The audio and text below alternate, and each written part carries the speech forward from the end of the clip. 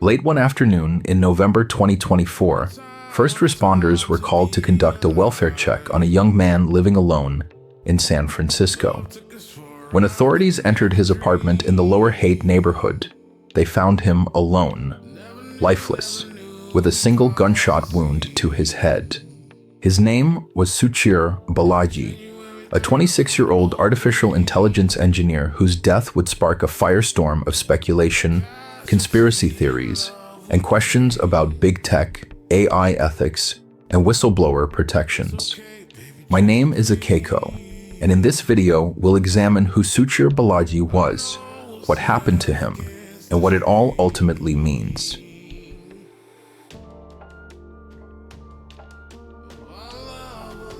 Suchir Balaji was born on November 21, 1998 in Florida, into a family of Indian immigrants who had come to the United States chasing opportunity, education, and stability. Not long after his birth, his family moved to Cupertino, California, a quiet suburb that just happened to sit at the geographic and symbolic center of Silicon Valley. It was here, surrounded by some of the world's most influential technology companies, that Balaji's unusual mind began to emerge. From a very early age, he showed signs of exceptional intellectual ability. According to accounts from friends, teachers, and family members, he wasn't just good with computers, he was deeply obsessed with understanding how things worked. While most kids his age were playing games such as World of Warcraft, League of Legends, and Counter-Strike, Balaji was learning how to build them. He attended Monte Vista High School, one of the most competitive public high schools in California, known for sending large numbers of students into elite STEM programs. There, he quickly gained a reputation as a withdrawn but relentless thinker. He wasn't flashy, he wasn't loud, he didn't try to stand out. But his teachers noticed something unusual about him. He didn't just memorize concepts, he interrogated them. He competed in national and international coding competitions. He ranked highly in advanced programming challenges. He won significant prize money. He attended the elite USA Computing Olympiad training camp, an invitation-only program that gathers some of the most gifted young programmers in the country. At the camp, fellow students were surprised to learn he was from the Bay Area. They had never seen him at the usual prep schools, coding academies, or competitive circuits. One of his peers later said, "I came to learn that he was almost entirely self-taught. He was piercingly intelligent and curious. That curiosity, not ambition, not ego, would become the defining theme of his life." Instead of going straight to university, Balaji made an unusual decision. He took a gap year, not to travel, not to relax, not to try to become famous. He went to work as a software engineer at Quora. At just 18 years old, he was already working professionally in Silicon Valley. After his gap year, Balaji enrolled at UC Berkeley, one of the world's premier institutions for computer science and artificial intelligence. At Berkeley, he was accepted into a prestigious program designed for students who intended to work at early-stage technology startups, not just as employees, but as builders. He was an intern at Scale AI and OpenAI during his summers. During this period, Balaji became obsessed with an idea. So, although AGI does not exist today, we can still gain a little bit of an insight into the impact of AGI once it's built. It is completely obvious that such an AGI will have a dramatic impact on every area of life, of human activity and society. And I want to go over a quick case study. This is a narrow example of a very, very broad technology. The example I want to present is healthcare. Many of you may have had the experience of trying to go to a doctor. You need to wait for many months, sometimes, and then when you do get to see a doctor, you get a small very limited amount of time with the doctor, and furthermore, the doctor, being only human, can have only limited knowledge of all the medical knowledge that exists. And then by the end of it, you get a very large bill. Well, if you have an intelligent computer, an AGI, that is built to be a doctor, it will have complete and exhaustive knowledge of all medical literature. It will have billions of hours of clinical experience, and it will be always available and extremely cheap. When this happens, we will look back at today's healthcare similarly to how we look at 16th century dentistry. In 2021, after graduating from Berkeley, Balaji joined OpenAI full-time. At the time, OpenAI was transitioning from a research lab into a commercial powerhouse. Inside the company, Balaji worked on the pre-training team, the group responsible for gathering, organizing, and filtering massive datasets used to train large language models. This was one of the most sensitive and foundational roles in the entire organization. He wasn't designing chat interfaces. He wasn't writing marketing copy. He was shaping the raw intellectual material that would define how AI systems understood the world. I would say for scaling, it's not scaling looks easy when you see the final result, or it looks obvious when you see the final result that like curve goes up and to the right, but often there's a lot of complexity in getting there, and you have to say, I mean, there's all the systems, just doing the engineering is very difficult to get something that's actually performing at scale, and then there's usually all these little details like you have to scale your learning rates just right, otherwise you get worse results with big models, and you have to scale your data up along with the model size. So I'd say that it took several years to figure out what were the right recipes for scaling things. As lawsuits from authors, journals, and newspapers began to accumulate, he started asking questions. Not publicly, not angrily, but persistently. He wanted to know, was this actually legal? Was this ethically defensible? And was this consistent with OpenAI's official mission? OpenAI was founded on the belief that artificial intelligence has the potential to improve nearly every aspect of our lives, but also that it creates serious risks we have to work together to manage. We're here because people love this technology. We think it can be a printing press moment. We have to work together to make it so. OpenAI is an unusual company, and we set it up that way because AI is an unusual technology.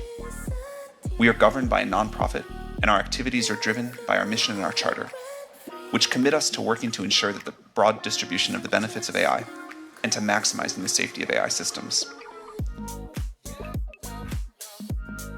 In October 2024, Balaji gave interviews to several major media outlets, including the Associated Press and the New York Times.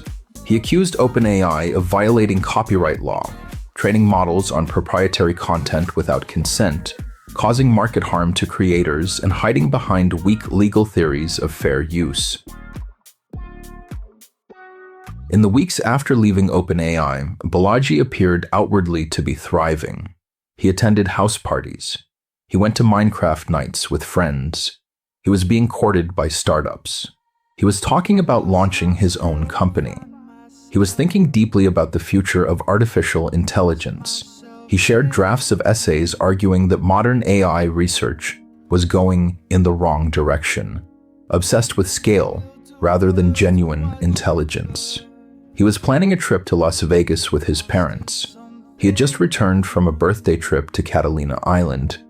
Friends said he seemed normal, even optimistic. Then suddenly, he went silent. For several days, no one could reach him. He didn't answer texts. He didn't answer calls. He didn't respond to messages. At first, his family tried to rationalize it. Maybe he was traveling. Maybe he was busy. Maybe his phone battery had died. But as the hours turned into days, anxiety set in. By November 26th, his mother, Purnima Ramaro, was deeply alarmed. She asked local authorities to conduct a welfare check at his apartment. They found Suchir Balaji in the bathroom.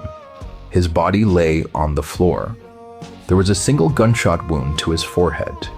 Blood was pooled nearby. A firearm was present. He was alone. There were no signs of forced entry, no shattered windows, no obvious signs of a struggle. The apartment door had been deadbolted from the inside. The windows were designed to open only a few inches. The bathroom was the only area where blood was visible. The official time of death was estimated to be days earlier. The San Francisco office of the chief medical examiner ruled his death a suicide the same day. The ruling was fast, too fast in the eyes of his family. 6 weeks after his death, Purnima Ramaro posted a message on X. "We hired private investigator and did second autopsy to throw light on cause of death." The post went viral. It was viewed nearly 3 million times, and then Elon Musk replied, "This doesn't seem like a suicide."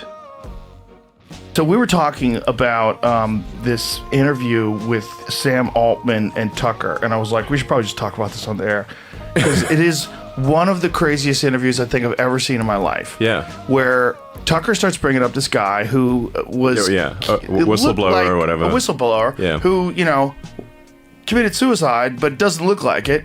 And he's talking to Sam Altman about this, and Sam Altman was like, "Are you accusing me?" He's like, No, I'm not. I'm just saying I think someone killed him. Yeah.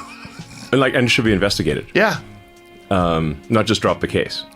No, it seems like They just dropped the case, yeah. Yeah, but it his seems parents like think he was murdered. Yeah.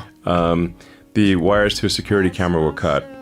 Blood in 2 rooms. Blood in 2 rooms. Someone else's wig was in the room. Someone else's wig.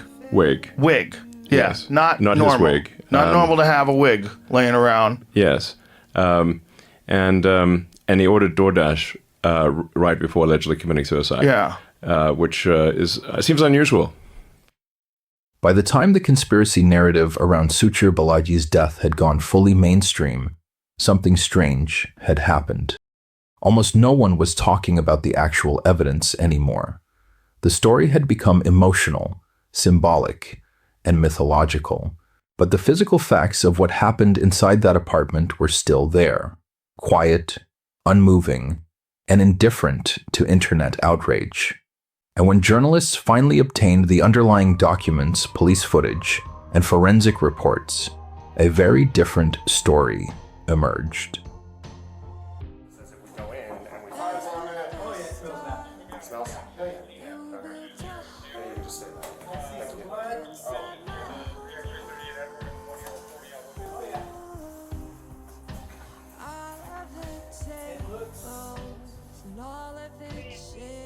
Police body camera footage recorded on November 26, 2024, the moment first responders entered Balaji's apartment. The footage showed a normal-looking apartment with no overturned furniture, no broken objects, no visible signs of a struggle, and no blood anywhere outside the bathroom and its immediate vicinity. At 4 o'clock, they came to the leasing office, and the medical examiner said he shot himself, he killed himself, it's a suicide. At that moment, I raised to them, look, my son went into New York Times, he's a whistleblower, and his death doesn't look suicide to me. They just didn't want to listen. He bought a gun, it belongs to him. Nobody went into the complex, nobody came out, he was all by himself. And it's a suicide. And how long it took, can you believe it? 40 minutes to investigate. 40 minutes to determine the date, cause of death. The closest thing to a wig was observed by an India-based pathologist named Dinesh Rao, who summarized his findings in a 28-page document. It was riddled with various spelling inconsistencies and grammatical departures from traditional writing, but some treated it as a forensic breakthrough. Dinesh Rao examined photographs taken in the apartment and speculated that Balaji might have been standing, bending, crawling, or sitting when he was shot. He theorized that a known person may have gained access to the apartment. He claimed food and chocolates in the kitchen suggested a confrontation. He also concluded that a photo of dried blood in the bathroom showed a tuft of wig hair belonging to an assailant, but there was no physical evidence supporting this. Suchir Balaji also had a history of depression. He had been taking antidepressants at the time of his death. This was confirmed by his mother, his father, and one of the family's own hired pathologists. His father said Balaji had been experiencing fear and anxiety after blowing the whistle on OpenAI. His mother said he had started antidepressants after leaving the company. This information had not been shared publicly until journalists uncovered it. The most devastating consequence for those of us who did not lose a loved one was not the conspiracy itself. It was what it revealed about modern truth. We now increasingly live in a world where evidence competes with narrative, emotion outweighs documentation, viral clips outrank forensic reports, influencers outrank investigators, and belief outranks fact. The San Francisco Medical Examiner released a detailed letter. Journalists obtained body camera footage. Experts explained the toxicology. Forensic data contradicted every murder theory, and none of it actually mattered, because truth no longer lives in institutions. It lives in communities, and communities choose the version of reality that appeases their identity, politics, and emotional needs.